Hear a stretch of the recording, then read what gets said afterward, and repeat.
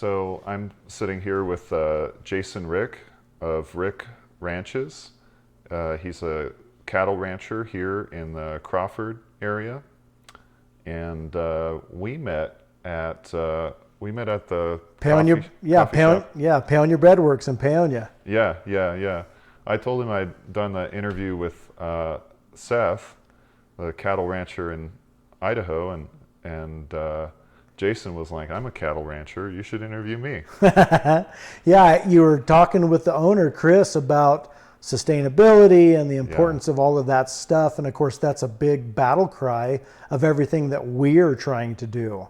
I mean, both financial sustainability, earth and environmental sustainability, as well as cattle genetics and their stayability and them thriving in our environment. So all of those things really play into exactly what we're trying to do. Yeah, that's awesome. And I'm so excited. There's so many different topics we're going to get into today, and I'm excited to cover these different areas. I don't know anything about ranching, right?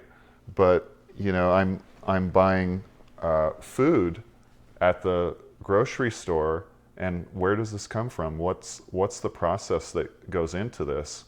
I'd like to understand more, so I'm really excited to sit here with you. Well, and that's a big driver for why we decided to start raising our own beef, is because after touring some feedlots and looking at the ways that a lot of conventional beef is raised, I didn't really like what I was seeing. So that's why we've transitioned to completely grass-fed, grass-finished, all natural. So no hormones, no antibiotics, none of that stuff goes into our beef cattle that we produce. And that really goes hand in hand with a lot of like-minded consumers. They want to know where their meat's coming from. They want to know where their produce is coming from. And so that's one thing that I love communicating with, how we do things and why we do them that way. It's a little bit more work, and it can also hurt the pocketbook, because if you have a steer that's about ready to be finished and he gets sick, you can either let him just be sick and process him anyways, but we always do what's best for the cattle, and sometimes you have to doctor them. And when you do that, then we sell them into the conventional cattle market, because our whole goal is to be antibiotic free. And so sure, we may lose $1,500 on that selling it conventionally, but we just won't feed any of our friends and family, who is a lot of our customers, antibiotics unnecessarily. Yeah. So yeah, it's not the product that you're marketing that you've promised. Yeah, absolutely. That's people hear that and they're like, well, the withdrawal period is only 31 days. You could have kept it for another month and then processed it. I'm like, and I understand that, but what we're standing behind is no antibiotics ever in their life. Mm-hmm. And so that's just what we believe in. Yeah. So this area, Paonia, has a long history of sustainable practices. I think it was kind of like one of the spearhead areas of organic farming. Yeah, organic fruit, organic milk, organic hay, organic hemp, organic hops. There are a lot of people that are in the forefront of organic production in the North Fork Valley. Here in Crawford, there's a lot more conventional farmers and ranchers, and a lot of that is because their markets are already geared up to accept those products, and that's their mentality. Mm-hmm. And like we were talking earlier about, if you haven't been exposed to something different, if you haven't even been allowed to think outside the box, then you're just kind of stuck in the rut of what your family has been doing. Well, and if it's been working from generation to generation, you might not really question it. No, that's true. Yeah. Well, and then you have to get back to, well, it's been working. If you're continuously tilling and your topsoil is blowing away, whose definition of working is that? For us, we have pastures that haven't been worked in 50 plus years. So we have a lot of old, truly rugged and survivable plants, whether it's old, deep tap-rooted alfalfa, older, dry type of grasses, as well as quite a few native grasses. Because as long as you're feeding them what they need, whether we're feeding them cow manure, organic chicken litter, all of those things, they continue to do what they need to do, and that's sustain our cattle. So, yeah. So I'm hearing you're working with a lot of native species. Maybe the land's been historically cultivated, so there's the history of that. But also you're letting things grow there naturally. You're not irrigating here for the most part, are you? Well, this place is 260 acres, and there's about 80 acres of it that are irrigated. Okay. And we use sprinkler irrigation because it's the most efficient and effective. Unfortunately, we're in the second year of drought within a 3-year period. So we only had a little over a month of irrigation water. So when we found out how short the irrigation season was going to be, the first thing we did was destock the property, because we knew if we had cattle on it all through the irrigation period, it would be very detrimental to the landscape. Yeah. So we haven't had any irrigation water, and we've had a minimal amount of rain. So pretty much all of our pastures are either completely dormant, dry, and then some of the low areas have continued to grow some shorter, more native grass. But for the most part, our pastures are super dry. And the only cattle that we have here are what we call dry lot. So they're in a small paddock, and we're feeding them hay. Those are our weaned calves, and then a couple of our mature bulls. But the rest of our cows are still out on other properties, rotationally grazing some dry forage on other properties. When I talked to Seth in Idaho, his journey had very much to do with the health of his family, where they realized they had various health problems, deficiencies that came down to nutrient deficiencies. A lot of it could be solved through diet, and that's what guided them towards a lot of the practices that they have ended up employing. Do you have a similar story in terms of like the health of your family, or what really guided you towards these types of practices? Well, the biggest thing is I talk to a lot of people, and what drives them in their business is the dollar. And we can't take the dollar with us, and nobody knows the impacts that you made if they're just looking at your net worth. What I had realized is this piece of property had continued to decline in the quality of the grass, the way the landscape looked. It had been used and abused. And so when I approached my mother-in-law and father-in-law about leasing it from them and trying to institute some better, more holistic practices, with the idea that the land is the legacy that we will leave. And so I wanted to leave it better than I got it. And we've been able to make huge strides in that. More diverse plant species, better utilization, both of the land and of the irrigation water. And then also see developing our cattle to thrive in those type of more arid environments, with the idea that as our climate continues to warm, our species of plants are going to change, and our animals are going to have to change along with it. So those are things that we're working towards as well. I enjoy seeing the fruits of our labor as far as looking at a cut steak, and you see the marbling, and you see the quality and the taste and the texture, knowing that you had something to do all the way with choosing the sires and then feeding it all the way through to the end product, and just enjoying the flavor and the texture of that meat that you raised yourself. And then sharing it with other people who are passionate about their food. I have a lot of people that are truly foodies. They're trained chefs from all over the world that they're looking for that wholesome, safe, and nutrient dense red meat. You know, and so they're seeking out people that are doing what we're doing, and then they like to put it in front of their friends, which almost all of our advertising is word of mouth advertising, which is really exciting to me. Because if someone approaches it because they want it, they're looking for it, then very rarely do you have an upset customer. You know, very rarely do you get negative feedback. Right. There might be some positive feedback or some things, maybe packaging they would like to see differently or something like that, or maybe just a different cut, specific cut, like a standing rib roast or a whole tenderloin or whatever it happens to be, which we can do by processing, you know, our own whole beeves.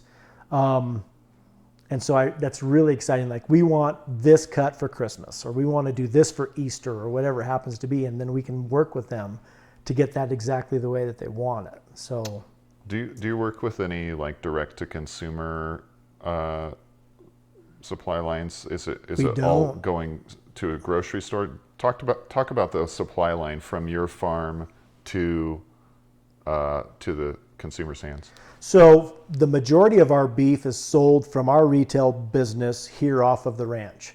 Under the USDA guidelines, if you sell a quarter or a half or a whole, it doesn't have to be USDA inspected because they're buying a portion of the live animal.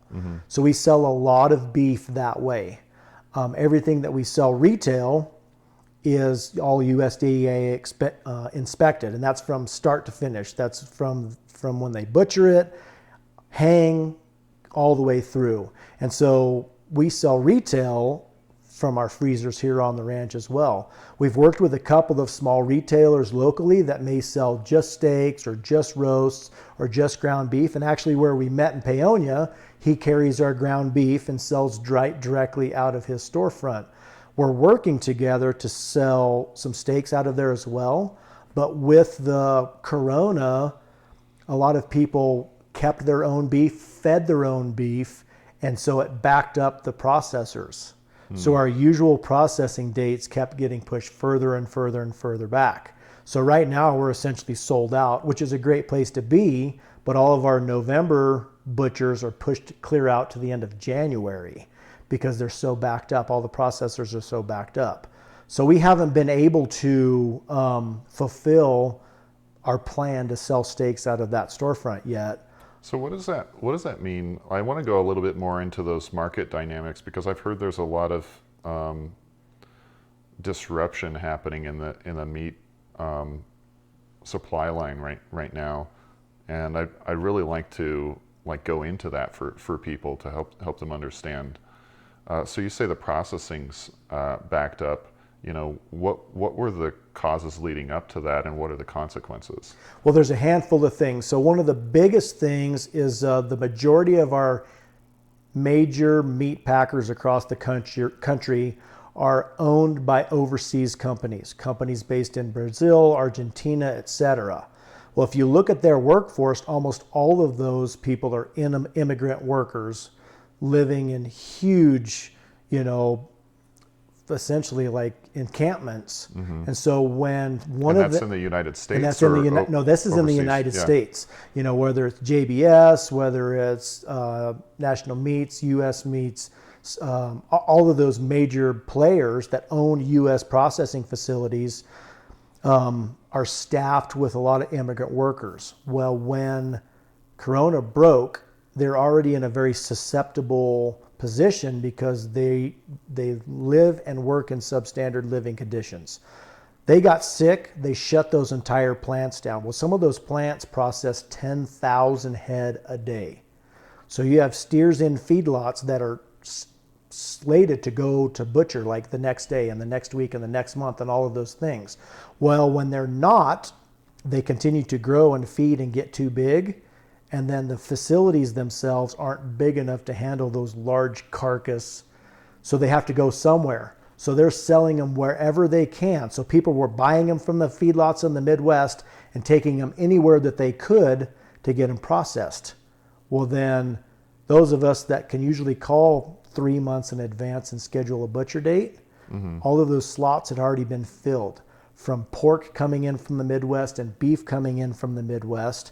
And so you had this disruption. Like I can call the first week of June and schedule my November butcher date, at least for the last 5 years I have been able to with no problems. Well, I called the first week of June and they said, how about the third week of January? And I'm like, why? 6 months, that's... You know, yeah. That's not enough, you know. And so then they said, well, they're bringing tractor trailer loads of hogs in from Iowa, and they're bringing, you know, fat steers from Nebraska and fat steers, you know, from all of these places, which I didn't realize at all. Yeah. The flip side of that is a lot of people that had been buying beef at the grocery store went to the grocery store and there wasn't any beef on the shelves. So they went to their friends and their neighbors and whatever and says, we want to buy beef from you. So you had a lot more capacity that needed to go to local butcher that had never been processed locally before. It had all been sold as finished beef and went to one of the big packers in Dodge City or down to Texas, Nebraska, you know, and so that was another big glut. So what does the capacity of the local butchers look like? And have they been able to, like how much of this demand have they been able to account for? Are they overwhelmed as well? Totally overwhelmed. Yeah. And that's the thing, you know, like for instance, they only have so much cooler space, and that's what dictates how many they can kill. And so if they only have enough cooler space to, let's say, butcher 12 a day for a week, almost all of our beef hangs for 2 weeks. So if you look at what the freezer space and the cooler space is, the cooler space can only support X amount of head and the freezer space can only support X amount of boxed beef. And so there's no way for them to expand because that's actual brick and mortar expansion, which takes a lot of time to do construction. Yeah. Yeah. You know, and that's, so then you're looking around like, well, where can we expand to? What can we do? And that's one thing that I've been looking into is having cooler space or freezer space expansion here. Mm-hmm. So like, for instance, let's do a mobile slaughter. You can have a mobile slaughter come out. We can kill, skin, eviscerate, and hang those halves in my cooler on site, do the 2 weeks of cooling here, put them in a refrigerator truck and take them to the final box beef butcher to cut them up. That's one thing that I was looking at. And the same thing with freezer space. A walk-in freezer to where you can have enough capacity to help with that surge if you ever have a problem like that again. So I heard you know, one rancher, this was like 2 months ago or something, I watched this video, this rancher from Texas talking about like they were actually, the federal government was paying ranchers to euthanize cows. Mm-hmm. And so now this makes sense to me, like it's because the processing's so backed up. Absolutely. And that's the other thing too, is then when these steers get, like, let's say that the ideal weight for a steer or a heifer to go to the butcher is 1,475 pounds live weight. So all the alleys are made for a steer that size. The head catch where they catch them and actually kill them is rated for that size. All the rail system and the hooks are rated to support 50 head of cattle that weight. The cutting tables and the length of the knives and the length of the saws, because it's like a giant factory, are all specific to that size of cattle. Well, when you feed them for another 2 months and they get up to 1,700 pounds, they physically can't fit and the tooling won't work to process them. Okay, this was going to be my follow-up question, was like the life cycle of the cattle, you know, again from talking to Seth, is like, well, the life cycle of the cattle seems to be very, very precise. It's like they want it at this time in its life, and what you just said, you know, connects the dots for that. It's because like yeah. Is it incorrect to use the term like factory farming? That's exactly what it is. Like that's the meat production in this country. It's going through all of these mechanical processes, and we've done that for efficiency's sake.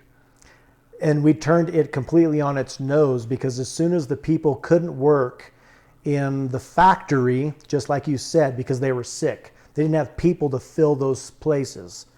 the whole thing ground to a screeching halt, Yeah. both on the output end, which was what we saw at the grocery store, as well as on the input end at the feedlot.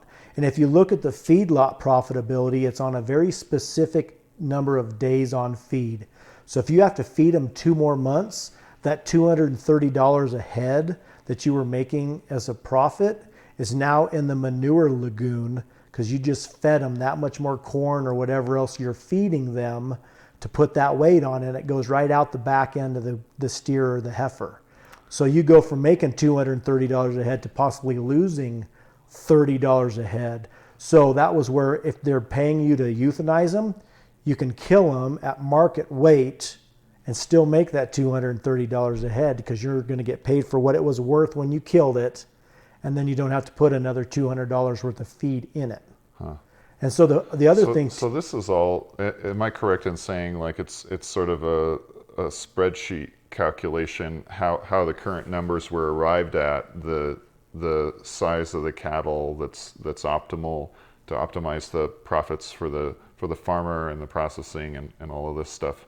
You know, at some level, like we did this in an attempt to optimize these numbers. Absolutely. And so even down to the point where for the cow-calf guy, which is, the guys that breed cows and sell wean calves, we DNA test our bulls and we DNA test our heifers, and they can put those into an algorithm and give you what their growth numbers are going to be, and what their mature size and mature weight's going to be, and what their dollar profitability is going to be, and all of those things. It's called EPDs, expected progeny differences, and you can get a printout for all of your cattle that says where they fall within industry standards, what their projected profitability will be, and then that plays into that certified Angus beef. Whereas black-hided, certain kind of marbling, certain size of ribeye, certain kinds of production, and then also yield. So like not really big bone, finer boned. So when you cut all those steaks, there's more meat and less bone. Those are all of those things that qualify. Just like you said, it's a spreadsheet. We're like, okay, we're going to plug numbers in here. This many days on feed. This is how much they need to gain per day. This is the nutrients we need to give them so they meet those goals. And then out the end comes steaks and a hamburger at whatever your grocery store is. So one of the high profile criticisms of like artificial intelligence and big data, has been the oversights, the blind spots of it. If we're trying to predict future performance based on the past, did we take into account all of the correct data points, and is the future truly predictable by the past? What are the things that we can't predict? Do you see blind sites? We're talking about this database process. What kind of blind sites do you see happening besides the obvious of this whole situation? Well, the biggest thing that I see is environment. Yeah. Because there's Black Angus cattle all over the world, and nothing in all of this data is environment, because I can't take an Iowa type of cow and run her at 11,000 feet elevation on the mountain and expect her to keep her body conditioning and then rear a good calf. That's never taken into consideration. The other thing is longevity. Everyone's always pushing new. Well, there's a lot of us that have 12 and 14-year-old cows that are still super relevant because they raise huge calves, great mothering abilities. They know all the trails to go to water, where you put salt, where the best feed is up on the mountain, all of those things. There's no way to predict that, and there's no way that you get a reward for that. So that's one of those things where let's figure out stayability somewhere into this. I mean, it's one of those things that a lot of older cattlemen talk about. This cow doesn't owe me anything. She's brought 12 calves home from the mountain. She's always done a good job. And what happens is, now that they're doing in vitro fertilization and harvesting oocytes from these donor cows that are only 9 months old, you're advancing these genetics, whatever is currently popular, way faster than you can actually ever see what their production output looks like. So you're 10 years down the road and you look back and you're like, oh my goodness, this cow takes twice as much feed as she should because she's huge. You know, and you don't know that until now her daughters are having calves. So there's no way to like truly look at that and quantify that with the way that we're just, like you said, we're always looking forward. We're leaping forward.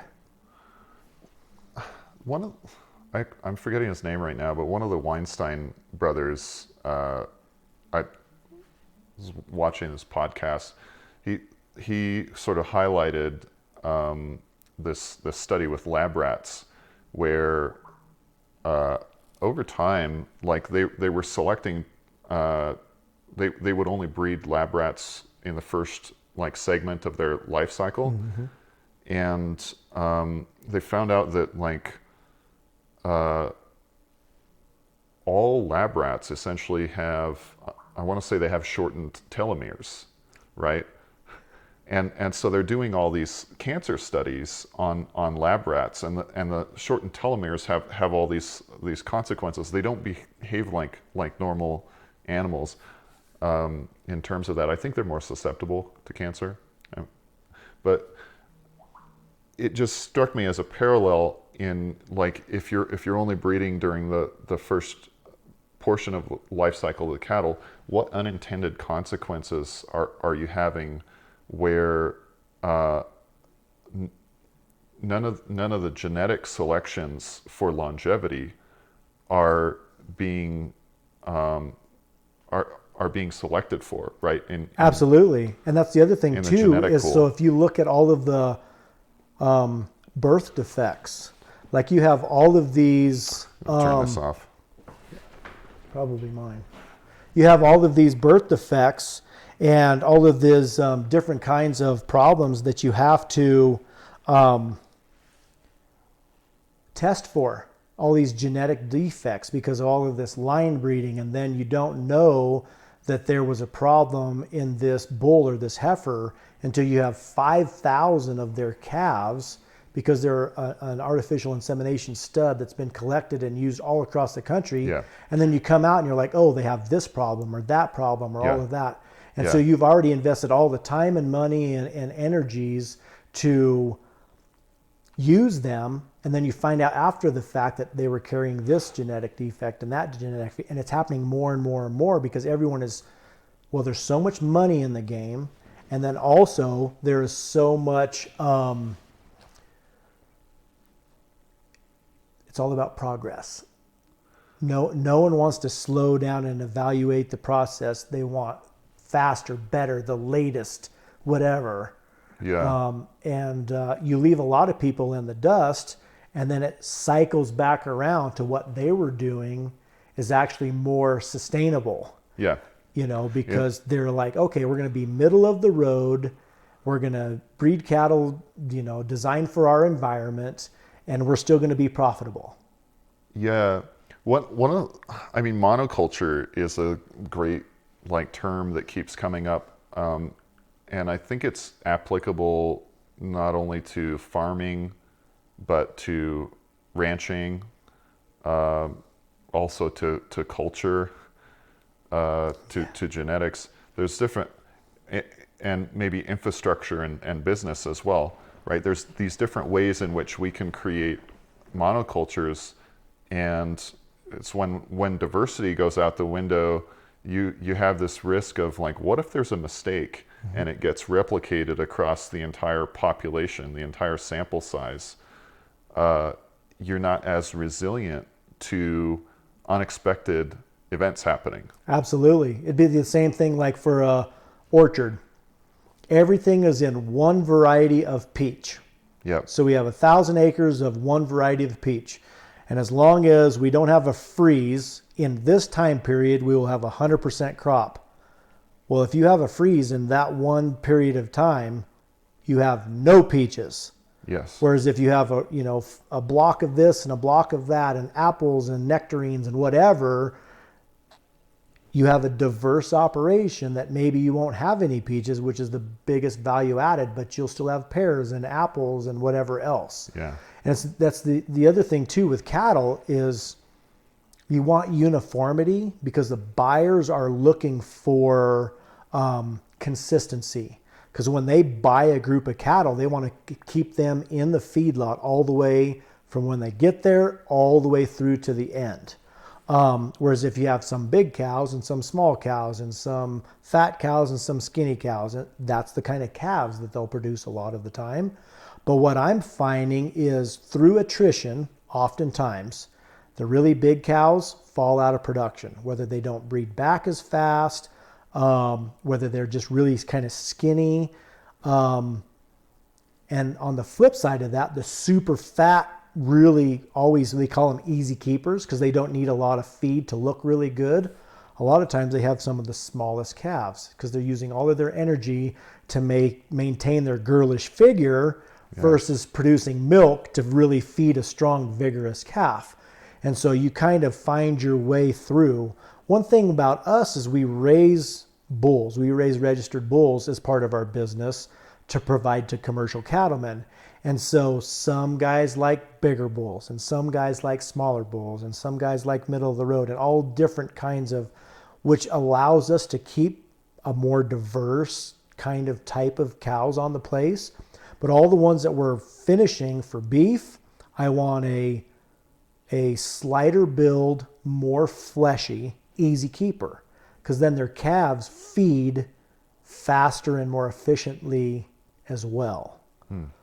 So you can get them to finish and then get that good back fat on them sooner and then still have that same hanging weight as you would a bigger calf that just ends up having a lot more bone than good finished cuts. So you're saying they tend to be lean overall, and then you fatten them up at the end of their life cycle? Well, not necessarily. So the thing with grass-fed cattle is as long as they're getting more nutrients than they need for just simple metabolic function and growth, they're always storing fat. Okay. So you always keep them above that plane of nutrition so they are putting intramuscular fat there and then also putting that back fat on as well. Overall, it's a leaner meat because you're not feeding them ho-hos and Coke and chocolate milk the whole time. It's just corn is maybe the equivalent of that. Oh, exactly right. Or yeah. Whatever. I mean, because that total mixed rations, which is what they feed in the feedlot, you have a nutritionist who's building those. So he sources the cheapest feedstuffs that you can. I mean, like within his goals, right? Exactly right. Yeah, he's going to meet these numbers. So, for instance, I've seen some total mixed rations that have pelletized chicken litter in them because it's nitrates, which is basic protein. That fills the protein group. And then you have their chicken litter, that's chicken poop? Poop and sawdust mixed together, pelletized. Yeah. And feathers and dead chickens and then we have a conception that that's food because it has some molecules that we're interested in. Absolutely. That's, and let's say they're close to the composition of those molecules, yeah. And then maybe they're close to a candy factory. Well, that's where they're going to get their simple sugars from that make up part of their total mixed ration. That's going to be the sugars and, that need to go into that, whether it's Skittles or whatever, you know what I mean? Whatever candy factory is close, they can source the cold candy and fill that void. And then they put a vitamin and mineral protein, product in it. And they make this total mixed ration mixed with, let's say, silage or hay or straw or even sometimes sawdust as a filler because cow rumens are cellulose digesters. They can take the coarsest, roughest feed and ingest it, chew it up, mix it up, spit it back up, chew on it some more, swallow back down, and take all of that basic energy out of it to where all you're essentially left with is a pretty dry lignin type material if they're just eating grass. Yeah, so for those that don't know or haven't contemplated it, when we're chewing on vegetables, it's our saliva that's mixing with that, that's then going to digest that. Absolutely. And the cow's digestion process is allowing it to essentially remix that mixture with saliva, chew it several more times, add more saliva. It's what allows them to eat grasses and very fibrous things that, like, we'd have a very difficult time digesting. We couldn't, and because it's actually, there's a huge population of microbes in their gut, and that's the only part that really needs protein. Is those microbes need a lot of protein to reproduce, and so that's actually what works on. It's the same thing like when we're using woody materials to make ethanol. Like if we want to use grass and put it into a digester to make ethanol, it's the same thing that happens inside their gut.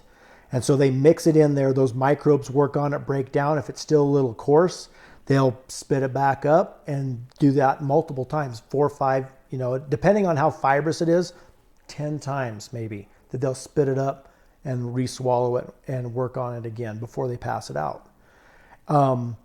So with the grass-fed cattle, it's a slower growth process. We're wanting them to grow and mature into their final bone structure, essentially, before they get to finish. Whereas in feedlot, it's like a race to the finish. The faster that you can get there, the more profitability there is on those finished weights of cattle. Mm-hmm. And then, of course, a lot of people will look at a grass-fed steak and they're like, man, this is really lean. There's not a lot of marbling, which is true in comparison to a lot of grain-fed cattle.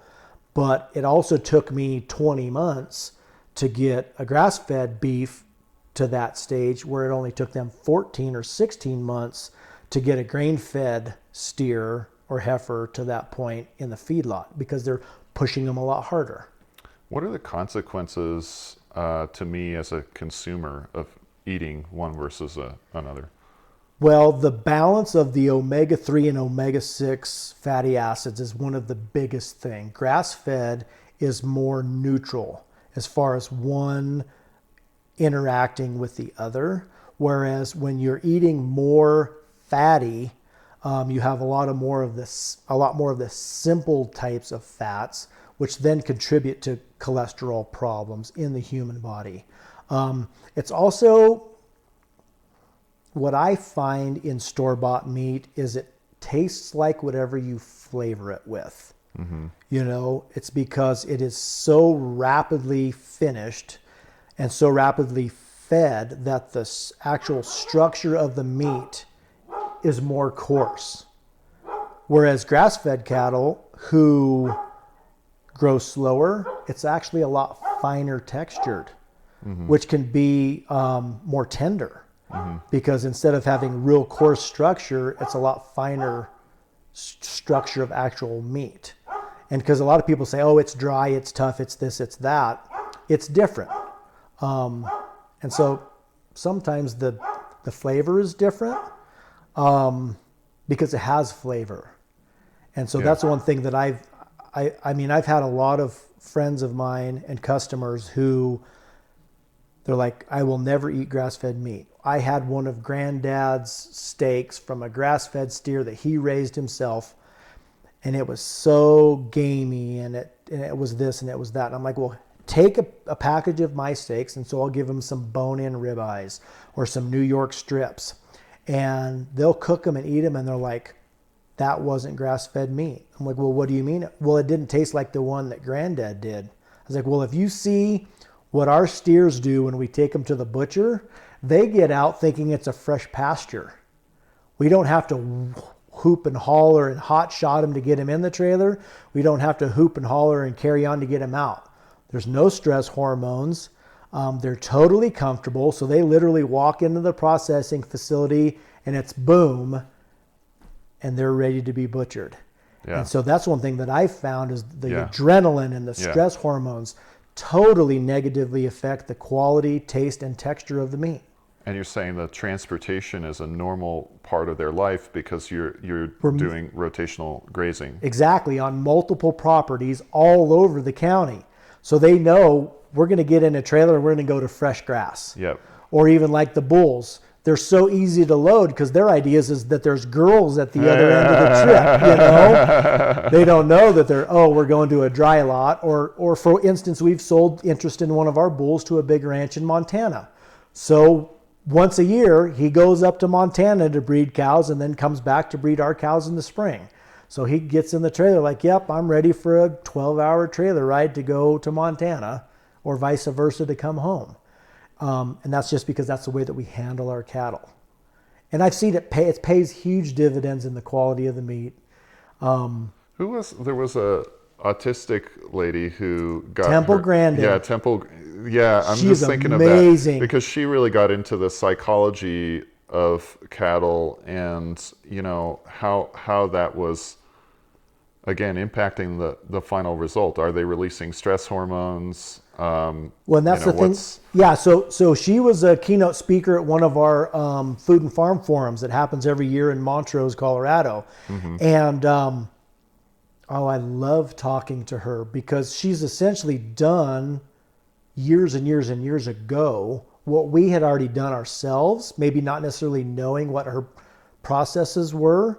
But what she was finding is none of the processing facilities were designed for ease of flow of cattle. There would be blind spots, there would be sharp edges, there would be sudden turns, there would be, you know, things that would scare them. Where she got in them with the mindset of a cow and walked through them, which we had done with our handling facility. Like, what's the natural flow? How do they want to go?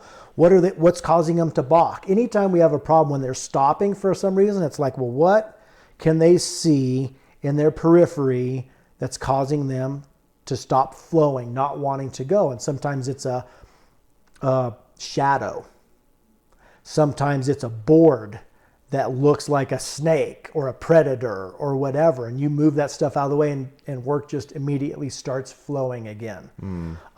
And that's what she did. So she got in there and was like, okay, well, we need to make smooth corners to where they want to go forward because they want to look where they're going. So they're going to want to flow. Like, we need to see where we're going. And it's all of those kinds of things. Whereas if you think about it and then you just put that into your everyday routine, cattle handling just is easy. A lot of people invite a whole bunch of people over for branding because it's a big event. Well, my family of 4 did our branding and vaccinating of our 100 calves by ourselves in about 5 hours. There was no yelling, there was no whipping of cattle, there was no roping and dragging. They simply work through and feed through our system. We have a calf table which is specifically designed to restrain them, flip them over on their side. We don't do hot branding. Number 1, because I don't like the smell of burnt hair. Number 2, it scars the hide. So there's no value to the hide. We do freeze branding. Almost all of our cattle are black. So the freeze brand turns the hair white, which makes them super recognizable. And anybody that's in the cattle business, that's your trademark, that's your logo, and that's that calf belongs to me, keep your hands off, warning. So anybody that sees our cattle on the mountain are like, yep, those are Wrich Ranch's cattle. They're freeze branded. It's really easy to read. And the cattle don't fight nearly as much when we're freeze branding them as they do when I've helped other people do hot branding. Yeah. So that's another thing. It's like it's easier on them and it's easier on us, and it looks cool. So I mean, do you sell the hides? Do you process those in some way? We don't. That is one thing that I've been talking to one of the processors, because right now, because most of the U.S. tanneries have shut down for whatever reason, a lot of the hides go to the dumpster. So it's just a huge waste. But there's a couple of people that do leather goods that are looking at if they can get, let's say, 50 hides together, having a smaller tannery tan all of their hides and do their oil or their vegetable dyes for whatever products that they're making at the time. We haven't made it happen yet because all of those custom tanneries need a certain number of hides at a certain amount of time, and we're not processing that many head of cattle. But really, I've talked to a lot of people that are composting everything that you don't eat. So they're composting, doing hot compost with everything, hides, heads, bone, all of that stuff, which is a specific process, but then you get all of the benefits of all of the nutrients in your compost. I don't know if this would scale, but like I met in Phoenix, Arizona, there's a project called Garden Pool. And this guy's taking pools and converting them into aquaponic gardens. They're like sunk into the ground, so they maintain a certain temperature. Right. And you can grow food year round in Phoenix. Right. And the water is circulating through, so it's very water efficient. But he's built an entire ecosystem in his backyard and taught other people how to do this, where they have chickens, they have tilapia fish or koi. You can eat the tilapia. Part of his cycle is soldier ant larvae, and these will eat any organic material. He keeps a wooden box full of them, and they're squirming around in there. He throws whatever scraps he has into this box. They eat it up. He feeds the larvae to the chickens. Right. I think he might feed the larvae to the fish as well. I'm not sure, but they're really protein dense. The grubs are really protein dense for the chickens. I don't know if that would scale for like eating like large amounts of organic material, but like that's an interesting idea to like have a lot of these boxes of the larvae. Well, and there's a couple of people that raise beetles that they do skull cleaning with. So they're always looking for meat in between their skull cleaning seasons, like hunting season or whatever. They'll put skulls in there and the beetles eat all the meat off of the skulls. And so that's one thing that I thought about is offal, whatever it is, feed it to the beetles. But they don't need that much.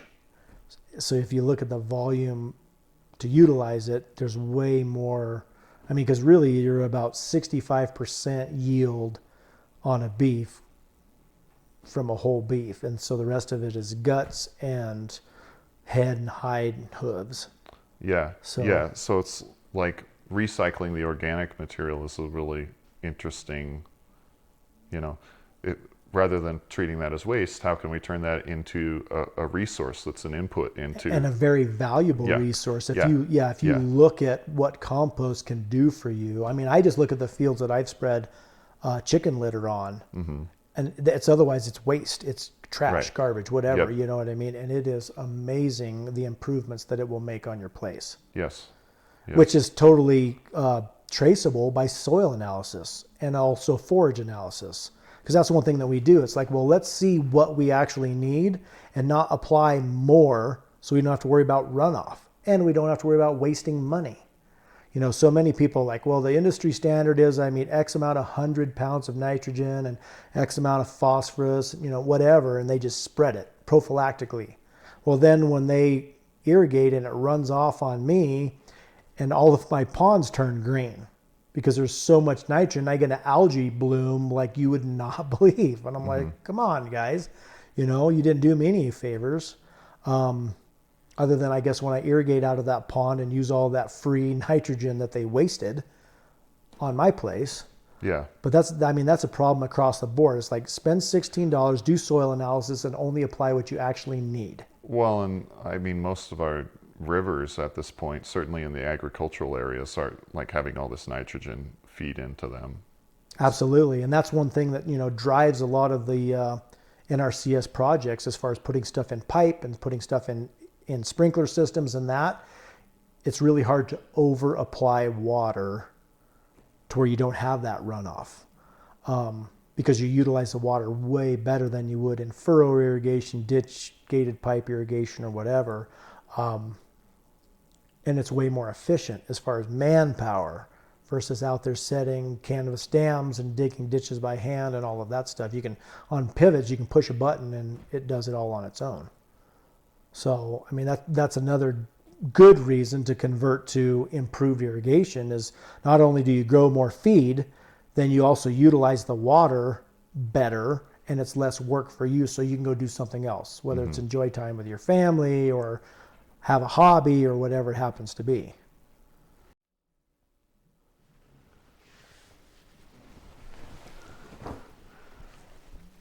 So you've mentioned soil quality a couple of times. You mentioned testing.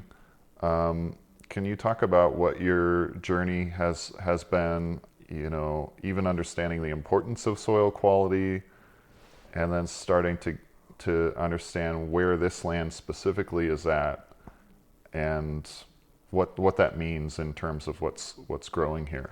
Well, absolutely. It was first for me, I was looking back through a range management pamphlet that came out like in the 70s, and they talked about soil health, and the only way that you truly know what the soil health is by testing. And so, of course, I asked around, I was like, well, what is our soil? What's the profile? What is our, and nobody knew. Nobody that I knew had ever tested in this area. And so I went to the extension office. They gave me some sample bags and they gave me instructions on how to do it. You go around and dig a few holes and they tell you the depth that they want you to dig, and you put it all in a bucket and you shake it all up and you put part of it in this bag and you send it into the lab. Along with the paperwork, it asks you like, what is your expected productivity? Like, how many tons of hay per acre do you want to grow? And for me, through my historical data on this property, it's like, well, let's just say that we want to grow 1.5 tons per acre per year. And so you send that in. And I went ahead and sprung for the full macronutrient, micronutrient, minerals, everything test. I mean, give me the profile and then give me what you recommend the amendments should be to reach my goal. And so you're taking samples from different parts of the property. Every field is separate. And they give you separate numbers for each of those sites? That's exactly right. So let's say the data points are 12 data points for one field, which it's all going to be mixed together, and you send it in, and I have all of our fields are named. A lot of them I inherited from my father-in-law, like he called this field this or that or whatever. And so that also gives me historical data with my soil tests, because it also talks about percentage of carbon, which is a really important, that's kind of a hot button thing, especially since we're talking about paying people who want to keep carbon in the ground a possible tax credit for doing what they should be doing anyways. So we test, and it's like, what really surprised me is how little nitrogen it recommended that I apply, due to the fact that we have a lot of mature legumes, whether it's alfalfa, white clover, yellow clover. And so that's taking nitrogen out of the air and then putting it down in their roots, which is available for the grasses that are around it. And you can see that, you can see that a lot in the fields that have stronger stands of alfalfa. You automatically have stronger stands of grass. And through observation, what I've found is in the early spring, the cool season grasses shoot up and shade the ground, and then the warm season loving alfalfa then starts to grow. And so then we would harvest that first cutting of hay. By then it's already warmed up. And so then that alfalfa shoots up and gives shade to the ground, and that slower growing cool season type of grasses then kind of fill in between and give a really nice, complete ration for your cows. Historically, the cattle ranchers are like, we have to harvest as much forage as we can as hay and put it in the stack yard. That's our bank account. That's our security. That's our whatever. Well, what I've been doing is letting the cows harvest that second cutting through rotational grazing and strip grazing, instead of burning the time and the diesel to haul it in and then haul it back out and feed it. Let the cows do it. Because number one, it's usually not a lot of tons. It's not a lot of volume. And I'm leaving all that manure out in the field. And so I'm saving time, I'm saving money, and I'm saving work. Sure, stringing out electric fence and only letting them have a certain slice at a time is work, but it's less time than if I got in the tractor, went to the stack yard, went out, rolled out that roll of hay. So really, it's a net profit. Yeah, and I mean it directly corresponds to the physics of like nobody's going to think about it that way, right? True, absolutely. But it corresponds to like how much material are we moving from place to place, and how much energy does it take to do that? That's exactly right. And cows are the most efficient processors of grass that I've found yet. Because when they're in really good quality feed, their manure practically pours out of them, already spread. And then also that gives you a good indication of how well their metabolic function is working. Because when they're on that high quality feed, they should automatically start putting pounds back on, getting in better body conditioning. And then when you're out moving electric fence every day, you can see if someone's off or someone's not charging to go to the next pasture, maybe they need a little more help. Maybe you need to take a temperature to see if they're sick, or maybe they have a sticker in their foot, or they have a problem, or maybe they got a cut from a branch or something. Something's off. Whereas when you're with them every day, versus if you're just in a tractor and you're feeding hay, you got to pay attention to where you're driving, you know what I mean? You're not paying attention to the cows necessarily, but when you open it just enough to where they have to file by you and you can get good broadside views of them as they go by, you're checking your cows every day, which is like, just another huge benefit. There's a saying, the best fertilizer is the gardener's shadow. Amen. Absolutely. Like being there, witnessing, observing what's happening so you can respond to it. Yeah, and there's a lot of people that are like, well, I just fill my big feeder, my feeder wagon or my round bale feeder once a week. I'm like, so you don't look at your cows for an entire week? I mean, that would drive me bonkers. And so it's like not observing your kids for an entire week, right? Like what's happened in that time? Well, that's the difference is, let's see, my kids were trained by me. They're pretty darn responsible. The cows have a total mind of their own. You may go out to feed them and they're nowhere to be found. They're like, the grass was greener down yonder way. So you spend all day trying to get them back in. And then one day led to the next, and they saw like another grassy knoll, yeah, one hill over. Yeah.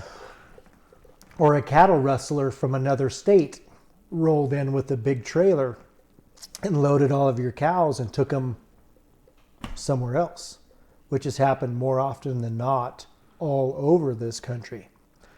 So I mean, there's so many benefits of just looking at your cows every day. That's an interesting scenario. So like, when that happens, that's intentional. Somebody's not in a confused state when they look at all these brands on the side of the cattle and they load them into a trailer.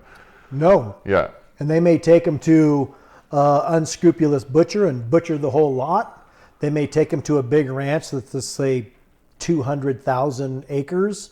And the only time you look at the cows is when you gather the calves off of them. And as long as the new calves that are born have their brand on them, they don't care what brand's on the mother cows. I mean, there's that potential is still out there. Yeah. In like 2014 and 15, when cattle prices were super high, there were more incidences of cattle rustling all over the West because the risk was worth the reward. I mean, there were people that were stealing huge volumes of cattle. Because if they got away with it, they got paid big. Yeah. So What do the legalities around that look like? I mean, is it just, it's like any form of property? If I stole a truck, or if I, what does that look like? well, a lot of those laws were written in the wild, wild west. And so vigilante justice falls into quite a few of those. I mean, brand laws and livestock laws predate many of our modern laws anyways. So, I mean, it's right up there with treason as far as the punishment. But it's all has to go through the court of law, just like anything else. But it's one of those things, like, for instance, cow or dogs worrying livestock.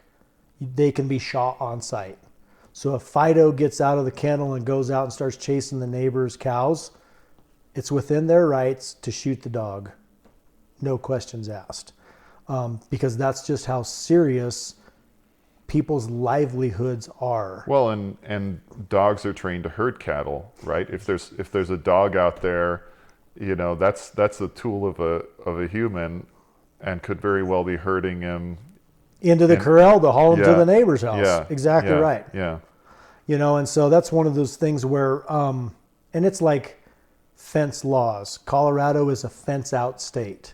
If you don't want livestock on your place, it's your responsibility to build an adequate of enough fence to keep them out, which causes all kinds of problems because we have a lot of new people, moving into our state that don't have any idea about that. And they also don't know how passionate cattle ranchers are about their stock and taking care of their animals and being a good neighbor and all of that stuff, And so with a lot of these properties that I'm on, the neighbor next to it, they have no idea that when the cow's on their side of the fence, what to do, who to call.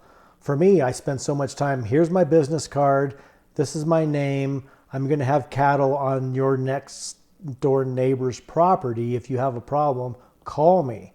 Because the last thing I want is someone who doesn't know anything getting ran over or hurt or whatever by a mama cow who's trying to defend her calf that they're over petting or whatever, because they're cute, fuzzy little babies. Let's go pet this baby cow. Well, the mother cow may not agree with that. It's one of those deals where you just have to explain that to people. And a lot of people get really upset. They're like, well, this is my land. This is my property. Your cow shouldn't be on here. And I'm like, that is true.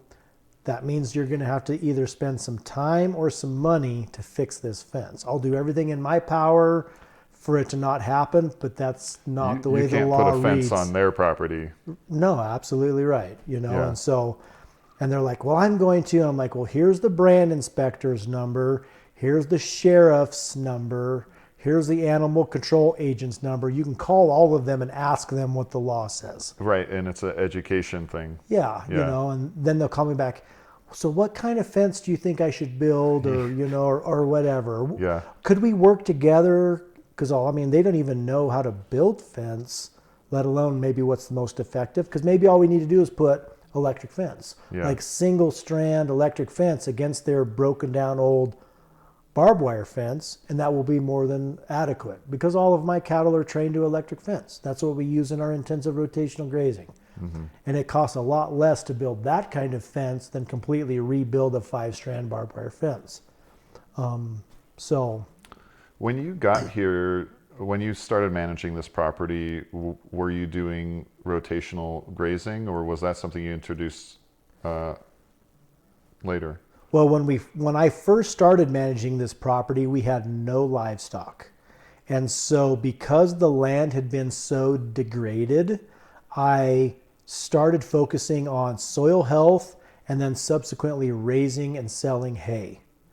And that was also the time that I started applying liquid foliar fertilizer, kelp and seaweed and fish meal and bone meal, those kinds of natural foliar applied fertilizer, because it had zero drift, zero runoff, and the plants could uptake it essentially immediately. And so for the first 6 years that I managed this property, all I was doing was raising and selling hay. And that's one interesting thing. Through forage analysis, I've discovered that the quality of forage that we grow here is exceptional. Like, some of my biggest customers were high-end horse people, racetracks, stuff like that were feeding high-end horses because it's so nutrient dense. The horses can eat a lot less of it. Goat dairies really liked my hay. People that were training reining horses, high-end, high use, high energy horses. How do they find out that it's high nutrient quality? Do they get it tested, or you get Well, it tested? I provide the testing to them because a lot of them are like, well, it has to be X amount of total digestible nutrients and X amount of protein. Those are usually the two figures that they're looking at. And a lot of them couldn't tell the difference by looking at it. Because like, for instance, one of these hay meadows may have way more alfalfa than grass. And some of them have more grass than alfalfa because it's lower end hay and lower valleys, so it's more wet, and the alfalfa doesn't like the more moist. And so we did that for 6 years. I was working full-time as a coal miner and farming part-time. And we kind of capped out at what the maximum amount of money that I could make just raising and selling hay.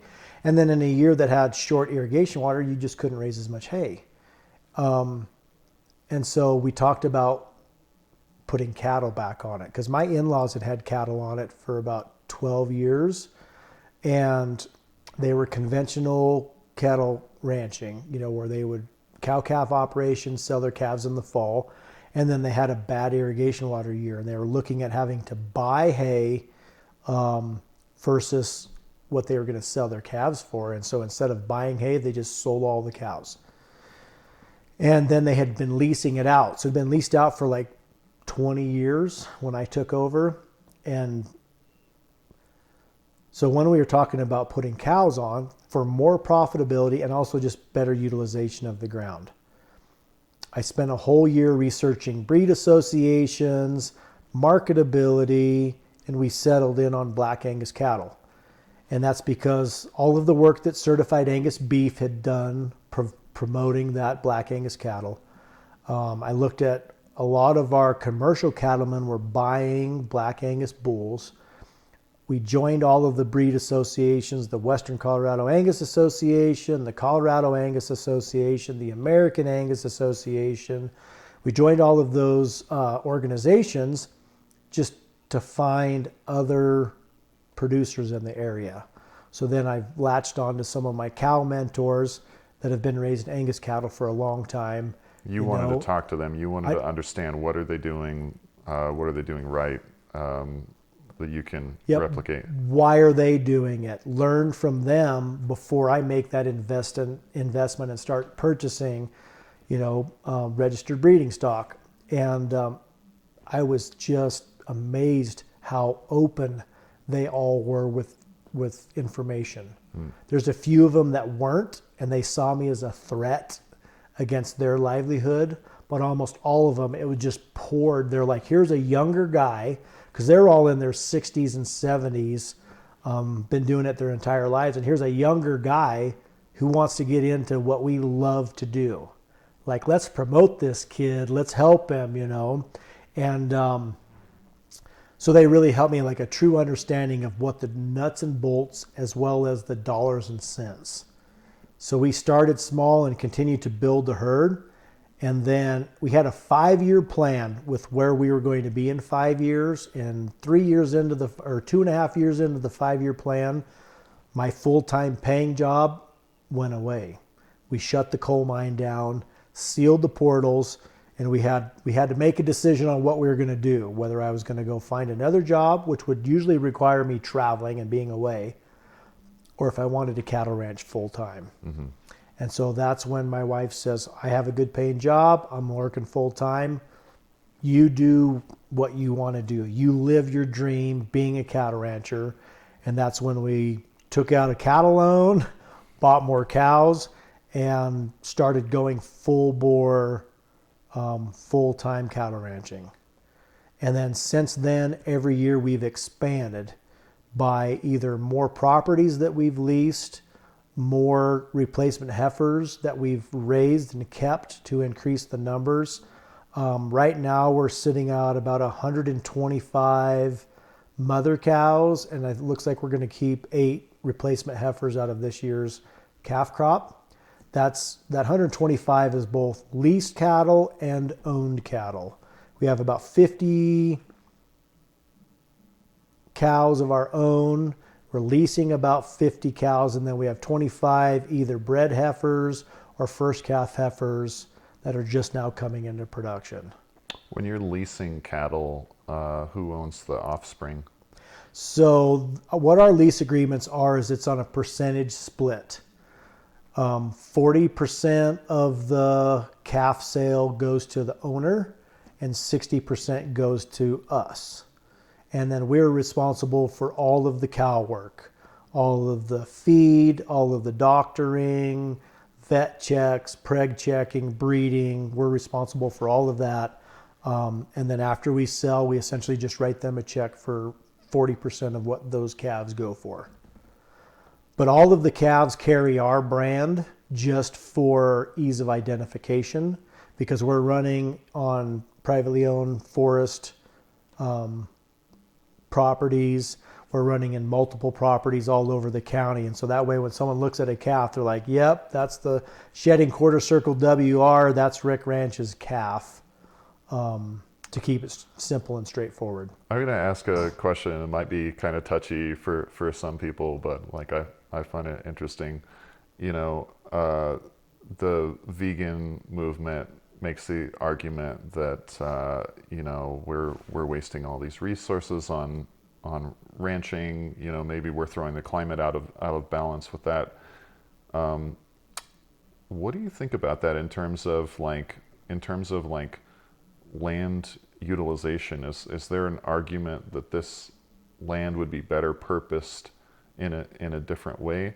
I mean, yeah. What do you think of that? Well, I that's a great question. And I have more people than you would realize that I've had that conversation with. Most of the land that has cattle on it had huge numbers of natural herbivores on it before. Deer, elk, bison, they were big parts of these big migratory herds. The land where we are, like I may have said earlier, we had like a little over a month of irrigation water. So this is literally whatever dry grass would grow. You couldn't grow anything else on it if you wanted other than the grass that's here. I won't say that it's growing because it's dry and burned up because we don't have enough precipitation. So, but my cows can utilize all of that dry grass.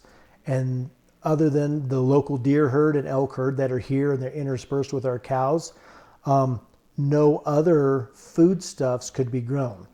Dryland oats you couldn't grow. Dryland barley you couldn't grow because we didn't get enough irrigation water or precipitation to grow it. So this kind of area is just perfectly acclimated and designed for cattle production because we can utilize these areas, these arid lands, just like in the grasslands, or let's say the sand hills, is perfectly suited for cattle because nothing else, no plants, other plants can grow there than what cows can eat. The other thing that I continually look at is... And humans don't eat grass. Humans can't eat grass. As we discussed earlier, digestion by saliva and the cow's multiple stomachs, it lets it actually utilize this and make these nutrients a part of the human food chain. Absolutely. Where otherwise... it would just be wasted. And that's the thing. So this environment is called a brittle environment. All of the biomass has to be acted on by an outside force for it to decompose and become regular trace carbon. So it either has to be burned, it has to be trampled on and defecated on, or it has to be chewed up and spit out or chewed up and pooped out. If it's just in its own environment, it continues to stack up, and the only way that it can break down is through oxidation, which for a simple stem of grass, we're looking at 20 years for a simple stem of grass with a limited amount of rainfall that we get for it to break down and go back into something that other grasses, plants, forbs can use as nutrients. Yeah. If I throw an orange peel out here, if I throw a banana peel out here, You can come back next year Yep. and you'll get it back. It'll be black, but it'll Yeah. still be here. It'll be crunchy. oxidized. It'll right? just be oxidized. It'll be oxidized. Yeah. Whereas if I throw that in a, a rainforest or something, Or even in like Missouri, Florida, those kinds of places, the it's going to be gone. the mushrooms, the mycology out there is just going to like dive right into it. For sure, absolutely. And those kind of environments, you can grow lettuce and peas and whatever else that is going to, be your vegan diet. And that's where they're growing a lot of that stuff. I mean, you have the argument of places like California where there's an immense amount of irrigation water either pumped out of the aquifer or that comes from the snowpack that they use to irrigate those areas that used to be huge grasslands that now grow strawberries and have vineyards and stuff like that. But where we are here in Western Colorado, we don't have the opportunities to do that, especially on this giant north-facing anti-production type of plateau that we're on called Fruitland Mesa. Just the angle of the mesa retards growth because it's north-facing, but we can grow grass and we can sustain beef cattle on it, or sheep or goats. In any of those kinds of animals do really well out here because And this is the point I want to raise, is that it's not that I'm telling anybody they shouldn't adopt a certain lifestyle, a certain diet, do what works for you. But it's vastly oversimplifying to say that the entire world should adopt this kind of diet because that's the right choice, that's the right way of land management. Well, and that's the other part of the argument. The thing that amazes me that I never realized until I started doing some actual research on how much fossil fuels goes into vegetable farming, because you don't just plant it in the dirt. You have to prep the seed bed first. Yeah. And then you have to go through and cultivate. And then you have to go through and fertilize. Even if you're using all natural fertilization, it either has to be pumped with an electric pump through your drip tape lines or over the top of it with an electric powered center pivot irrigation. I mean, there's way more. And then it's either harvested by hand or it's harvested mechanically. And then it goes to a processing facility to be washed, packaged, or value added. Then it goes into a refrigerator truck to be trucked somewhere else. Whereas if I go out and dig potatoes in my garden, all of that's fossil fuels. It's all fossil fuels, absolutely right. Whereas here, I mean, that's one thing that I promote is the locavore. Okay, so it was born on this place. It ate the grass on this place. It may have gotten trucked from here to another patch of grass, and then it goes from there to the butcher. And then the consumer goes and gets their entire year's worth of meat in one trip to the butcher, and it's frozen packaged meat. They take it home and put it in their freezer. So I don't know how many trips that saved them to going to the grocery store to get another packages of steaks or whatever, but that all adds up. Yes, and this is really what I'm interested in. I think really leads the true equation of sustainability is looking at all of these inputs, right? And how do we reduce the inputs? How do what's a productive capacity of the land in which, like, hey, you didn't have that much irrigation water, or you weren't feeding the cows a bunch of hay and corn that you had to buy right on the external market. Exactly right. And that is one thing that I am looking more towards is not raising hay and buying hay and bringing it in because it's fertilizer. If you break away from the idea of, oh my gosh, I have to make hay, there's Jim Garish has a couple of books and he does podcasts called Breaking the Hay Habit. Okay. Thinking outside the box. If you're buying hay and bringing it on, you don't have to own any hay equipment. You don't have to burn any fuel to make hay. You don't have to buy twine to wrap hay bales. And then all of that nitrogen, phosphorus, carbon, everything that you're bringing in and you're feeding out in your fields is fertilizer. Right. So the cow's going to poop it out, and it's going to. And then whatever spoils and wastes down. and whatever, it's going to be broken down. And so if you break out the pounds of carbon and the pounds of nitrogen and the pounds of phosphorus, all of the things that you're receiving, not to mention the seeds that you didn't have to buy, that you're receiving in buying hay from somewhere else, it actually may be more valuable than putting the hay up yourself. One thing that we're trying to do is get to where we don't make hay and we don't feed hay. With the idea is you find the sweet spot with the lands that we manage to where you can cycle through those pastures and have enough forage there to sustain the cow without actually having to make hay. So we're actually transitioning into fall calving with the new cows and calves that are coming on, with the idea that we'll be growing the feeders to butcher in the summer. So there'll be baby calves suckling on their mom fall through the winter and hit their huge growth spurt in the summer when the grass comes on, with the reason that they'll be ready to butcher then that following fall and into winter. And so that's one of those things that we're trying to tease out where we fit. But the idea would be is that if we don't have to make any hay and we can just rotationally graze and try and target their nutrition needs with what we have for standing stockpiled forage and not ever have to feed hay. And maybe that even means that we move to a place that has a milder winter. Right. So we can grow more feed. So one of the main needs for hay input is the winter, because you don't, like, things aren't going to be growing when there's a foot or two of snow on the ground. Absolutely. Right? So traditionally that's always been a time when you need that hay to feed the animals to keep them alive through the winter. And that's also why you refer to that battery being so essential, why the farm or the rancher considers, like, my haystack is the bank. I mean, that is what will sustain us.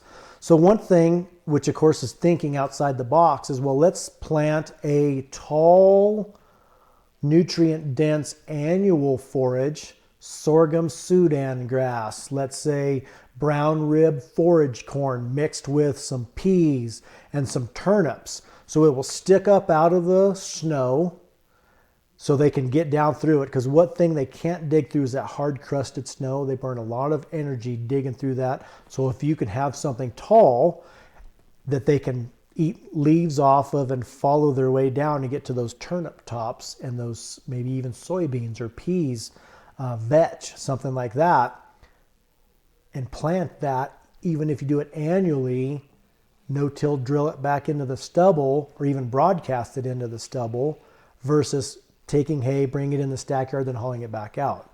So that's one thing that we're going to try for next year, is try and plant this winter stack yard of standing forage, stockpiled forage, and see if we can strip graze it with electric fence. Mow strips in it and then just let them have a day's worth and a day's worth and a day's worth. And is that something that's being pioneered elsewhere that you're learning from, that you're observing? Right. Well, and that's in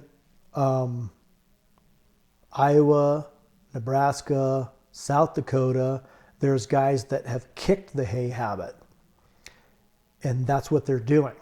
And their winters are way more brutal than ours, just because there's no... I went to Nebraska to visit a friend out there in the winter once, and I was like, okay, I learned my lesson. Right. Yeah, It's like 20 below with a wind chill, and people like rush from their car into a restaurant, or it's like, exactly. or they when the car goes off on the side of the road, like they will leave it there until the snows melt. So you see these cars like All along the over. highway, because it's like, I'm not gonna freeze to death. The car's not worth it. Right. Yeah, and so our winters, like for instance here, we'll get a foot of snow and it'll be cold for a week or two, and then it'll get above freezing for a week. And so that snow kind of settles and melts down. All during that time, their nutrient needs are different. They're changing, because there's a Cold weather, they've got to keep their bodies heated. exactly Yeah. right. And then when it's warmer, especially being black-hided, they're getting solar gain from the sun shining on those black-hided cattle. Whereas in those areas where it may not get above zero for months at a time, it's a whole different deal. And so that's one thing that, if we can do it, and it's an experiment, because it all comes down to what body condition they are. Like right now, the cows are pretty fat because they've been on pretty good pasture, and so they can actually slip and lose some body conditioning without negatively affecting their health. And if you read back in like the studies of cattle physiology and what they call the starving times, and like through the seasons, through their evolution, they have lean times and fat times.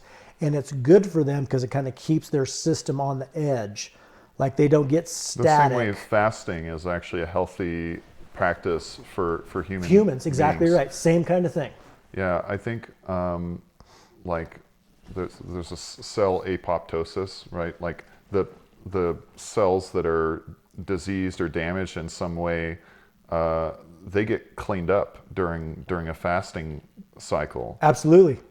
Whereas if your body's never under that stress, they just hang around, And then it causes more problems. Yeah. You know what I mean? Because it's essentially a septic condition. Let's say if it's an organ or if it's eyes or skin or whatever, they're always there, kind of causing an irritant, because your body's like, I recognize there's something going on here, but I'm not going to waste the energy because I'm just happy. Yeah. I'm not going to waste the energy sloughing it and scouring it out. Yeah. Whereas when they have to start pull down a little bit, they're like, oh boy, anything extra that we're farting around with, we need to get rid of it right now. Mm-hmm. And so that's like that 25 heifers and bred heifers, the first calf heifers, we changed their entire ration program. Usually you dry lot them and you feed them hay and keep them fat and happy and all of that. That 25 head got 3 round bales of hay, and that was it for the whole winter. And they were open on 100 acres. So they had to walk that 100 acres looking for a bite of grass, digging through the snow. They always had good mineral. They always had good salt. They always had clean, open water, but they had to work. Well, we just brought them home to get them ready to be bred for fall calving. And they are the fattest, slick-hairedest, healthiest, best-looking heifers we have ever raised. Wow. So we stressed them a little bit.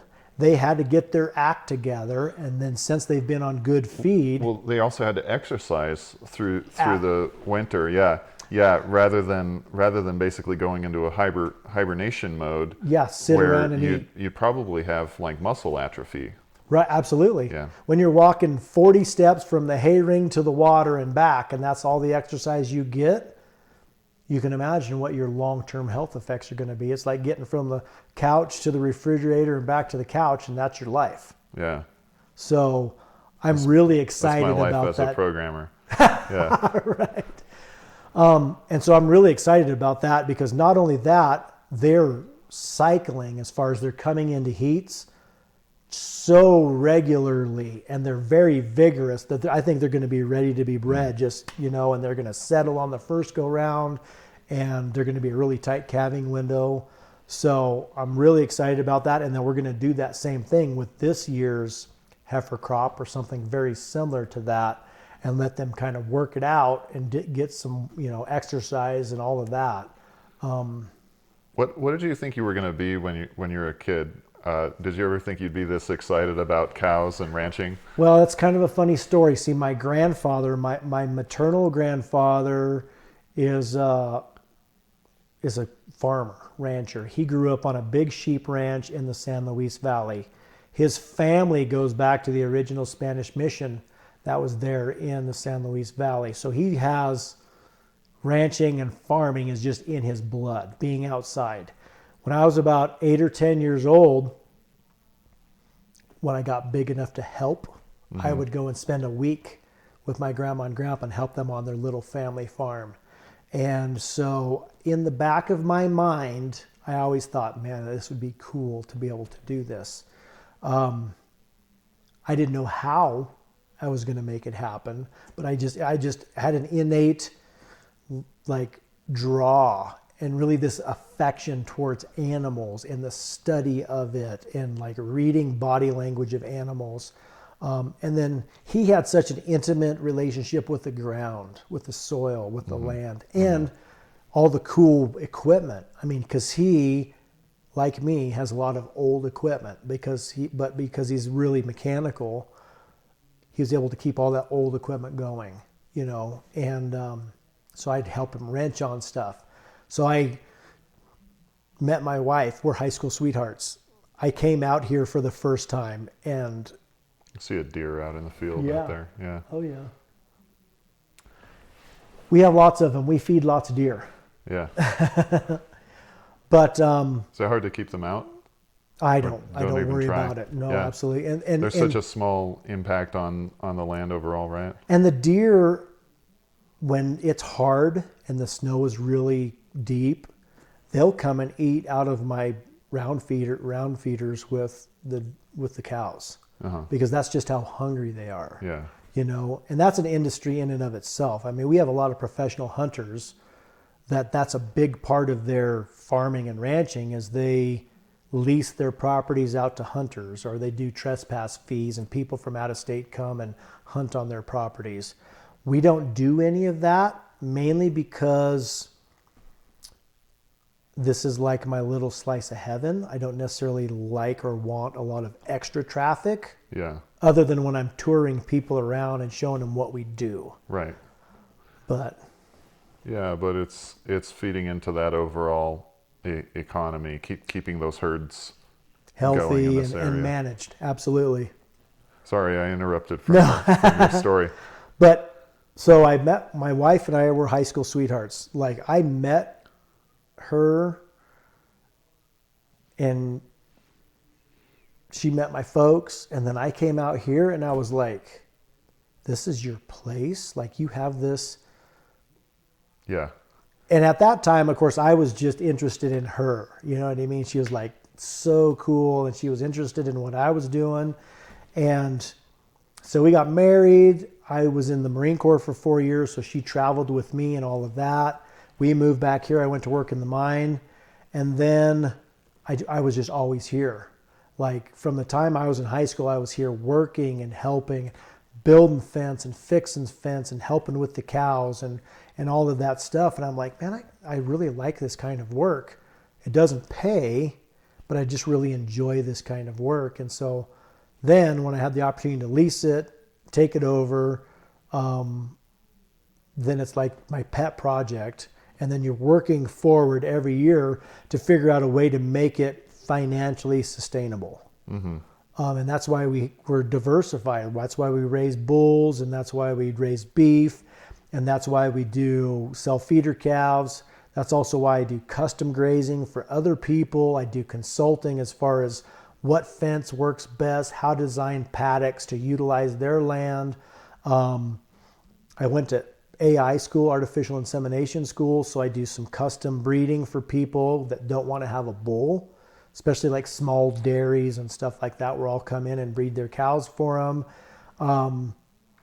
And then I do some custom farming. You know, you have all of this equipment that you own, you might as well get more hours on it to help you justify having it. So a lot of our new neighbors moved from the city, have no idea about like, well, how do we grade our driveway? Or if I need to dig a hole to bury a horse or a dead dog or do a foundation for a greenhouse or whatever, I go help them. So it helps them. They don't have to buy equipment. I charge way less than a contractor would to do the same job. And I'm local. Like I can drive a tractor or a backhoe to wherever the work needs to be done. So it's kind of like whatever it takes to survive. Yeah. So, and I love what you're saying there. The diversity is actually in synergy with your revenue streams, with creating the best living for you and your family.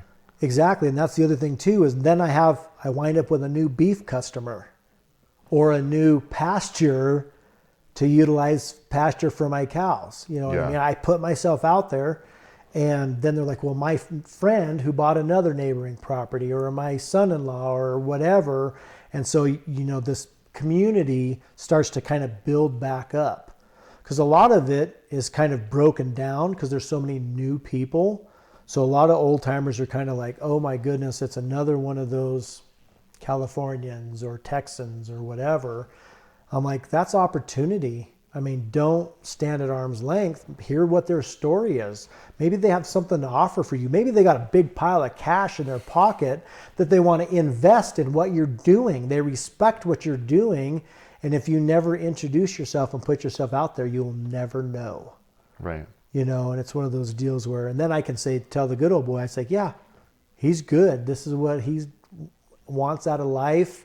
He's looking for someone to manage his property. He's only going to be here for a couple months out of the year, all of these other things. And they're like, oh, well, that's good. And so then you'll see they'll be waving at each other going down the road, before they're like, who's that? Now they're like, oh, that's such and such that bought that ranch or that property or whatever.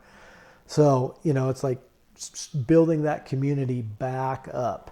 Yeah, there's a lot of opportunities for us all to work together, learn from each other. This is one of the things I'm most excited about. I keep coming back to with this podcast is like sharing different perspectives, and you hear somebody's perspective that's got a totally different life than you do. You never know what insights are going to come from that. You never know, even if I'm not going to get into ranching, the things that about construction or land management, or the ways that you interact with people might all influence me or give me new ideas within my life. That's what I love to see. For sure. And that's the thing. The thing that always amazes me is people look at me and see me that's the kid that grew up in Hotchkiss, that was out mowing lawns, making money, had the paper route. He's a hardworking kid. He's a good kid. And then they see me with some of our new neighbors who might have dreadlocks clear down to their, thigh. And they're like, oh my gosh, he's with those people. But it changes their way of thinking that, well, then he's a good guy. Maybe they're all right too. They're like, hey, we saw you with the people that bought that property. I'm like, oh yeah, this is what they're doing. Their kid is enrolled in school with my son, and this is where they're from, and they're starting a farmstead. They want to grow all their own food. This is what they're trying to do, but they're looking for X. Whoa, well, we have a disc, or we know someone who's doing small scale custom farm work that can help them. And so now you have a new client, a new customer, and they're just part of your neighborhood. Or you have an old timer, he's like, yeah, when I got bucked off that horse, it really hurt my hip. Well, this family is doing CBD ointment, which I think would be a perfect fit for what you're doing. And where the hemp was grown, who's processing it, their quality standards, and they're your next door neighbor, and they'll deliver to your door or ship it to you. Oh yeah, I might try it. I was like, you know what? No, I'll get some for you and let you try it. And here's their business card. They have a website. You can order it and have it shipped to your door. And it's one of those things where then it just continues to expand. And then your circle of influence continues to get bigger and bigger and bigger and bigger. hey, I heard that somebody's looking for a quarter of a beef, or hey, I heard somebody's looking for someone to pasture their property, or hey, this guy wants to start up this new business. We heard that you know this guy and this guy and this guy. Do you all want to get together, you know, about this new food hub or this new grocery store or this co-op or processing facility, you know? And it's one of those deals where if you're not out there, if you're not putting yourself out there, those are opportunities you will never have. Yeah. Yeah. And I mean, this is something that I feel speaks to like the best in American values and what we're proud of, you know, autonomy, self-reliance. But at the same time, you're not on a mountain somewhere by yourself. It's about the connection, the collaboration between people. And there's so much that's possible when we explore that. In the same way that you're leveraging this land for all of these different productive and service capabilities that you can get out of this, and you can say, I can participate in the economy in all these different ways. When that happens within a community, when the level of connection is increased, you have the same people there, but through that increased level of connection, you actually have a lot more economic activity and economic opportunities happening, right? Absolutely. People are able to support their livelihoods, their families, and quite honestly, like be happier within their life, right? We're social creatures. For sure. And these connections, not just a connection on the surface level, but if you can actually say, like, Jason came over and plowed my field or built this driveway for me, or helped me learn how to do ranching on my property. Like that's a meaningful connection, right? Absolutely. You know, and that's the thing that I'm finding is the more that I do that, the more confidence that I have to truly be intimate and vulnerable with people. And when you can get on that level with people, then they let down their barriers and they share with you, and you find that you have way more in common. You're fighting the same fights, even though it looks like you have all your stuff together. And then they're comfortable being real with you about what's going on, and you make this way stronger than just superficial connection. And then when they're really needing something, they know that they can rely on you for that. And so that is like more powerful than anything, because they're like, this is a real guy or this is a real gal, and we are connected on this level that you would never have been. And I don't have to do everything myself. Absolutely. You know, people get into this depression and this isolation, and they're thinking, I've got all these problems laid out against me, and I have to do everything myself. And this like connection is the antidote to that. And the vulnerability that you're talking about is like actually sharing the real stuff that's going on with you. Like you are facing problems, you are facing challenges. You know, what are your aspirations? Even that's a vulnerability to admit that you aspire to be more than you are now. For sure. Right? Absolutely. That's a little bit scary, you know, like there's maybe a close circle of friends that you reveal that with. And it's one of those things where our society is based on judgment. Like people will see someone and immediately have an interpretation of that person and make a judgment on them. Right. And I don't want to share my aspirations with people because they're going to tell me how stupid I am. Yeah, absolutely. You know, that's foolish. I told, you know, when I was young, I told people I wanted to be a programmer, and they were like, well, you're going to be in a cubicle all day long. And I said, no, I'm not.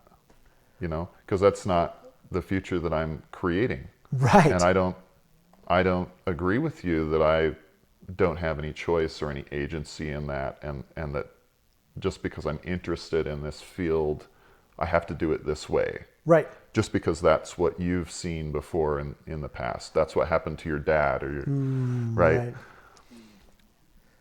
So, well, that's the thing for me is so oftentimes when someone says, I don't think that'll work, or why do you want to do that? The first thing that I think is challenge accepted.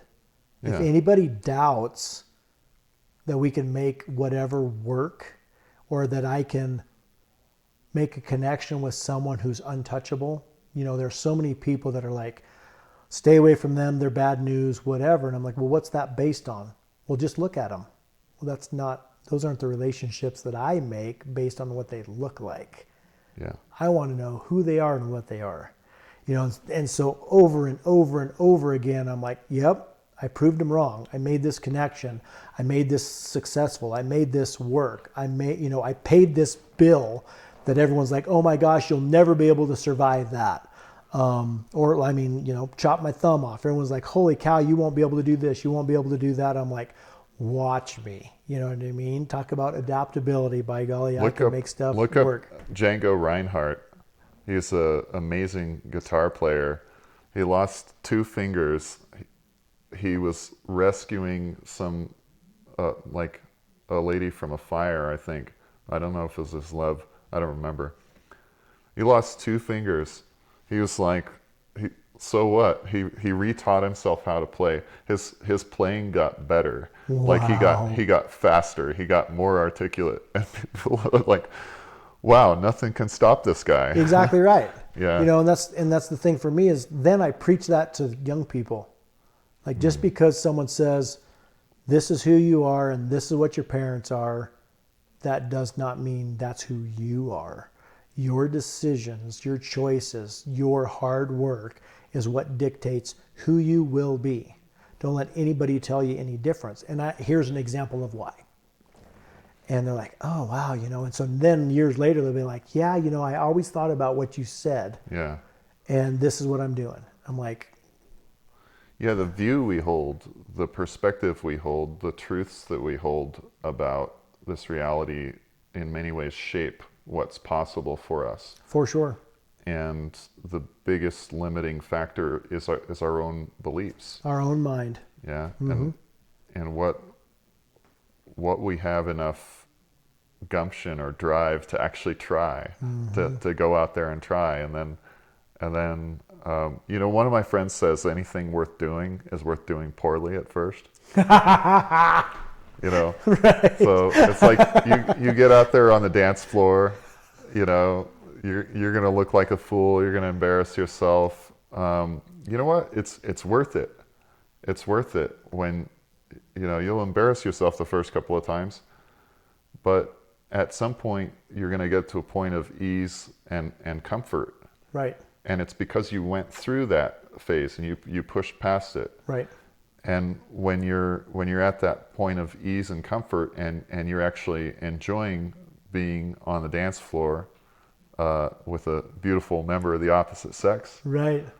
you're like, this was worth it. Exactly right. Yeah. Well, and that's the other thing too with me is, unfortunately, as soon as I start to feel comfort, I level up and I want to push myself to the next level, which is something that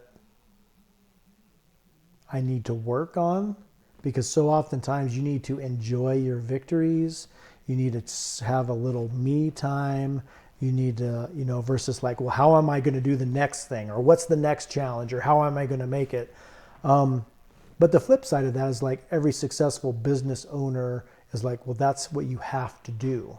You have to constantly be pushing the envelope, because generally if you're not improving, you're stagnant or even declining. Like if you're not stimulating your brain to problem solve and figure out how you're going to push to the next level, to the next level, to the next level, you'll start to slip, because you're like, well, I can totally maintain at this level and it's, you know, it's okay. I'm happy here. The thing that I've been working on the most is my relationship with my wife. Yeah. because that's one of those things that we're always getting better. I mean, we've been together a long time. I think we've been together 25 years, married 21 or 22 years. And finally, the communication is easier. You know, it's not always easy, but it's easier and it's better and we're closer and we can have those real conversations about the business and then her dreams and aspirations for her idea. She wants to do a market, like a standalone, locally sourced goods market. Like here on this property? No, or somewhere in the town area, that you would, like maybe in okay. Crawford, one of those Yeah. deals where, and then do rentals of, ATVs and paddle boards and whatever, get people out and doing stuff, eating healthy food, locally sourced products, and then get them out recreating outside and enjoying this, Western Colorado lifestyle. This valley is so beautiful. I was commenting earlier when I got here, a couple of weeks ago, I was visiting the Wild Cooperative, Stanley and Evelina, and they're right there by Needle Rock. Yeah. And it was so cool to drive up to this property here, and we're on the opposite side of the valley. Right. But I'm seeing that same landmark. You got and, I can just imagine, living here, being in this area, seeing those familiar landmarks to navigate by. You have a whole different sense of relationship with the land. For sure. And that's one of my big cattle ranches where we've been doing some real land improvement with rotational grazing is just on the other side of the Smith Fork from the Needle Rock. Like we're literally just on the other side of the creek from where they are. Mm-hmm. And that ground is sacred. Mm-hmm. I mean, that pinnacle, that stone formation is just got so much energy that you can't be there standing on the ground working with irrigation water and livestock, that you can't just feel something. There is just way more there. And every time I drive down their driveway to that place, I just have to stop. And it's just like, whoa. We're blessed to be here, right? Yeah, absolutely.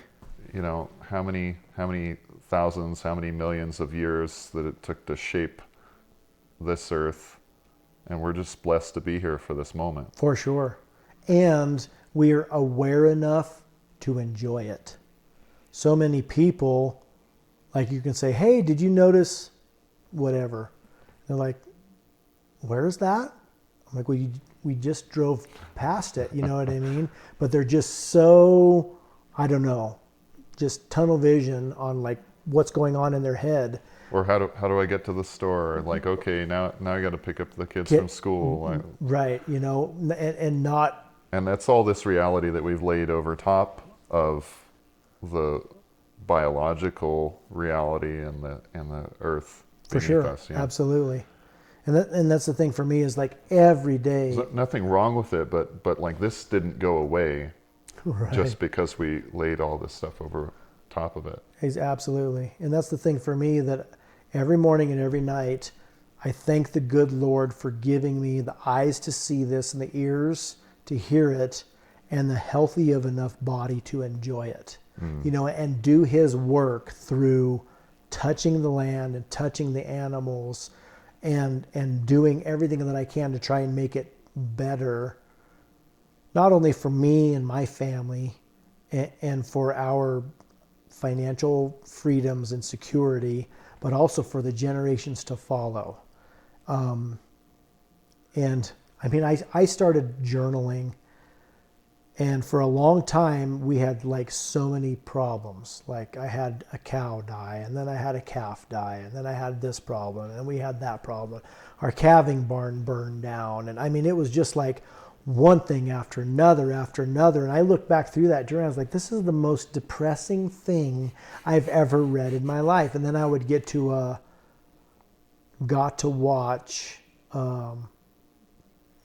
Red-tailed fox with her whole new, kit, litter of kits, and I'm like, oh, well, actually, you know. That part wasn't Yeah, depressing. and all of these successes, like found this calf nearly dead, warmed, revived, got it up, you know, all of these successes, all of these just minor victories is like what just all kind of comes together. You have to have the hard times to truly appreciate the good times, you know, and I full well believe that. So many people are like, you're being punished for something that you didn't do right. I'm like, no, it's a challenge to make sure that my heart's in the right place, that I'm doing it for the right reasons. Mm-hmm. And then you'll have a huge victory. You're like, see, I mean, I'm being guided down the path that I'm walking down. Yeah, so, and you're choosing to be here. You're choosing these particular challenges, and you know, in that light, it's not a question of is it hard, is it worth it? They absolutely. You know, that's the thing for me. Like, I'm a former Marine, did 4 years in the Marine Corps. I was an underground coal miner for 15 years. I got smashed in the coal mine, broke both my legs, had to learn how to walk again. I mean, I've been a wildlands firefighter. I worked on a fishing boat in Alaska, and hands down, cattle ranching is the hardest job I have ever done. I mean, I've been involved in mine fires and cave-ins, and I mean, you can imagine the insanity that goes on underground, and all of those problems pale in comparison of fighting or learning to work with Mother Nature. Leaving the gate open. I mean, every time you turn around, you have something that if you aren't intentional with everything that you're doing, it's going to cause a problem down the road. And it's one of those deals where, and then it all essentially comes back to me and my family working together, moving forward. And I mean, I wouldn't raise my kids anywhere else. They've seen births, they've seen deaths, they've seen emergencies. They've had, oh my gosh, what are we going to do? We put our heads together and troubleshoot. And then I'm turning those kids out on the world. I mean, they are super smart, super independent. They are natural born leaders because they're problem solvers. I mean, none of this is easy. And most of what's written in a book, you don't want to do anyways. Mm-hmm. I mean, it didn't work 100 years ago. Why would we continue to do it if we can do something different that's better? Mm-hmm. And so that's one of those things where, I mean, if you have the opportunity to raise your kids in this kind of environment, sure, there's traumatic stuff. I mean, they've been helping me doctor sick baby calves when they die. You know, they've had, you know, come out and help me pull a calf that has a leg back, you know, and help it be born, and the victories of that, and you know, all of those things. They've been involved in all of that, but they have victories as big as I do. Like, they can convince that calf to suck on the bottle for the first time, you know, or they can get in and sort the calves out themselves when we're sorting calves, you know, because they understand body positioning and flight zones and all of those things that they've figured out. Yeah. So. Yeah. I mean, truly, the amount of information that you have to process and deal with and respond to correctly is a lot, right? For sure. Now, I think as humans, we're well wired to deal with the natural world. For sure. Right? Like, we have all of our senses are working for us. Like, our brains wired to be able to respond to that information. But I absolutely, like, I respect it a ton, you know, like, to me, that's no less than, you know, an academic pursuit. And in some ways they may be dealing with less information. And that's just it. Yeah. And for the most part, let's say if you're an engineer or an architect and you're designing a building and something doesn't look quite right, and so you need to erase it or you get into CAD and change it. Whereas here, it's in the real world. If you make a mistake, it's in real time. It's like, oh, I should have shut that gate, or I shouldn't have put that cow by herself, because now she's all worried And now the situation's totally different. You don't get a redo. You have to move from this moment Right. and respond in the best way you can. Exactly right. It's one of those things where